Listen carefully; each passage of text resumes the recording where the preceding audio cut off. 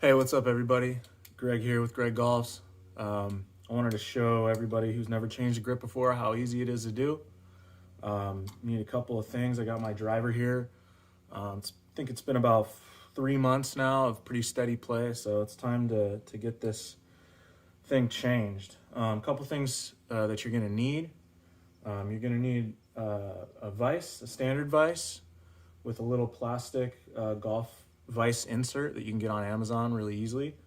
They also make great grip changing stations too, which have a different kind of vise, a more practical locking vise. It's a lot easier. It's just a lot more expensive. So I tended to go with this easier option. It's a little bit more versatile for a lot of other projects as well too.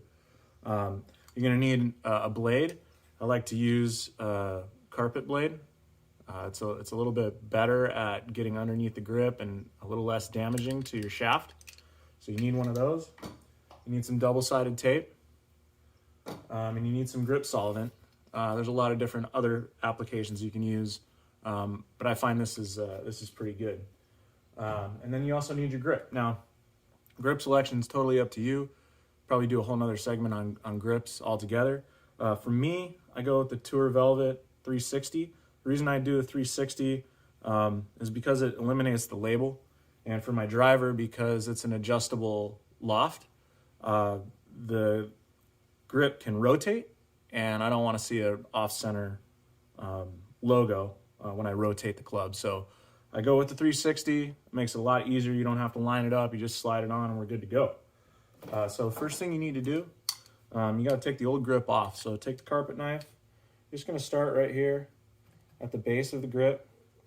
Make sure you get nice and good under it, and just kind of slide it along. If you have a good sharp blade, it should just cut right into it, no problem. Once you get to the end, it's a little bit thicker, but a little muscle power and you're in there. And then you just kind of peel it off. If you haven't waited too long, it should just come right off, no problem. Same is true for the tape. Got a little bucket under here for the solvent, for any trash that goes in here. Also, I take off the tape. Some of the public courses that you go to, they may skip this step, and you're never going to know the difference until you get 4 or 5 layers on there, and all of a sudden the grip feels different to you. But I just like a single layer. So this is probably the most lengthy of the process. Depending on how old the grip or the tape is, it could take a little while to get it off, but usually there's a seam you can find, and then it should just come right off. They also make tools where you can just scrape it off, and those are pretty handy. I just don't have one of those. All right, so we're back here. As you can see, I've got the grip tape is now off. It can be challenging sometimes, especially when it's old. There's multiple layers, so a little trick. There's probably a lot of other tricks out there. I just use a little glue gun on there, let it soak in, and then I have like a little putty knife or a little scraper that's got sort of a curved bladed end.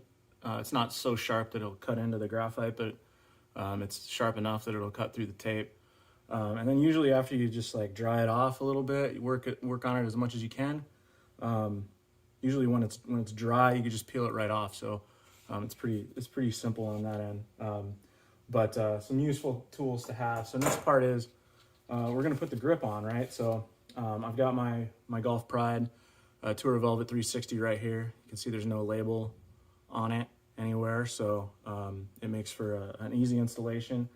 I still, when I do this, just for the sake of practice, I try to stay aligned. So I make sure that the club face is perpendicular to, horizontal on the ground, right? So vertical in relation to the ground. So I have a nice straight line to focus on and work at. So next thing is our double-sided grip tape.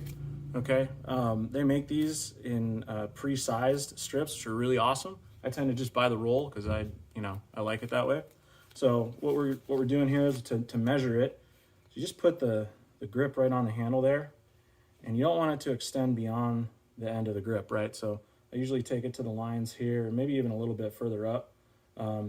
Get myself a good finger spot, and then tear off a piece so that, you know, when you do apply it, it actually hangs over the edge a bit here, because you're going to twist that and put it in so you don't get any of that emulsifier or solvent like inside the shaft itself. So I've got a little bit too much length here, so I'm going to just tear that off and set it aside.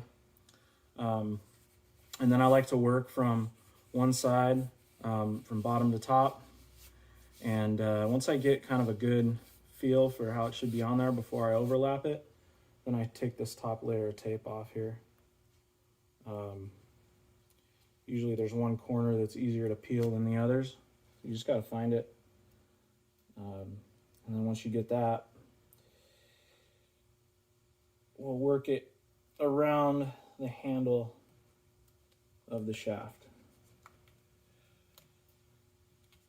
So and then again with those like pre-sized tape pieces, there's a little strip like in the middle on this backing that just peels off really easily.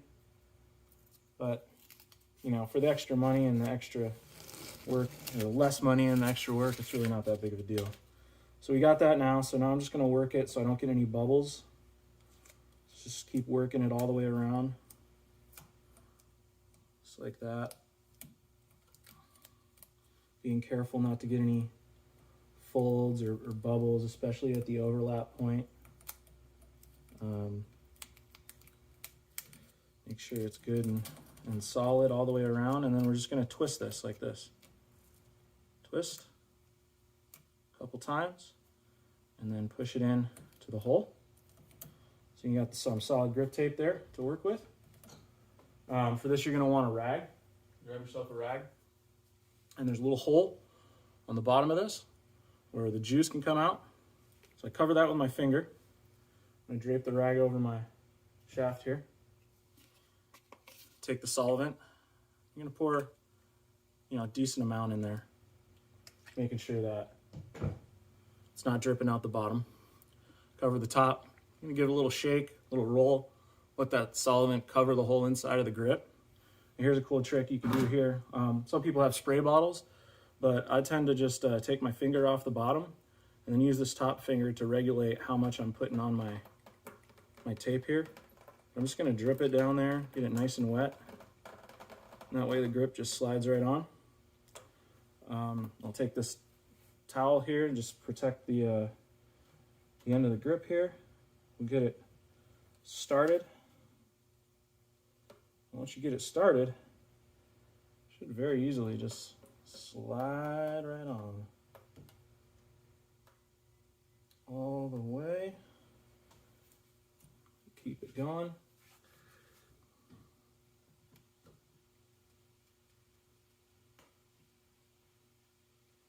It's good if you can give it a little push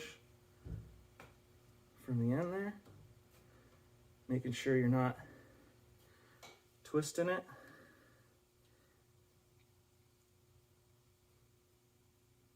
It should just ease on there a little bit at a time. Want to make sure you don't have any extra space in there.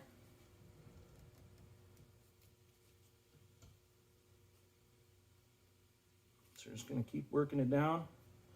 So from time to time, you'll get a really stubborn one.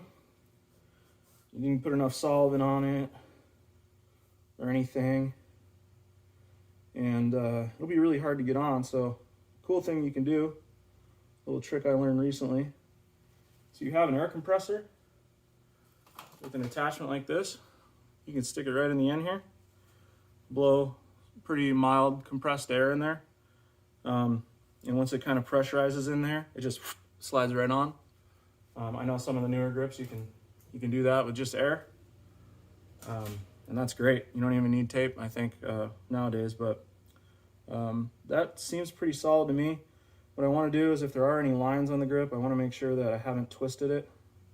So make them as straight as possible so you get the most out of your grip. And there you have it. So let it dry. I mean, usually you can use it in about 45 minutes, but I really highly recommend just letting it sit overnight. So do this the night before you play, and you should be pretty solid in the morning. Hey guys, thanks for watching. If you liked the video, shoot me a thumbs up below, and don't forget to hit subscribe. Also, in the description, there's a cool link there where you can get all kinds of discounts on good golf gear and subscription services, all kinds of other stuff too. So check that out. And don't forget to follow me on all my social channels where you get the best tips, tricks, memes, and just all out golfing good times. Thanks again for watching. See you next time.